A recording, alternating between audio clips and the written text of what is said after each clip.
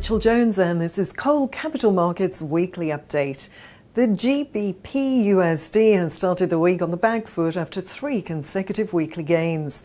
The exchange rate is heading for a January resistance. According to data released last week, the UK's economy grew in the fourth quarter of last year. Economic output grew by 0.1% in the October to December period from the previous 3 months. The Office for National Statistics had previously said the economy showed no growth in the fourth quarter of 2022. GBP and USD can provide traders with a range of opportunities on a breakout or reversal.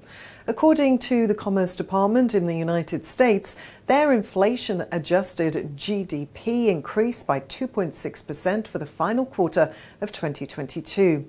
Economists were looking for the figure to remain at 2.7%, according to Refinitiv data. The US economy slowed from 3.2% annualized growth in the third quarter. Slower consumer spending, export reductions, and a continued slowdown in the US housing market were to blame. The United States housing market has slowed for 7 quarters due to inflation pressures hurting investment and buying. Back in the UK, in a poll by the CBI said that a majority of 55% of firms are predicting growth in the private sector for April to June. That marks the first positive outlook for growth since May 2022.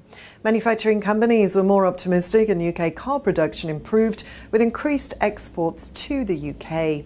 However, the CBI's lead economist said the country is skirting stagnation rather than growing.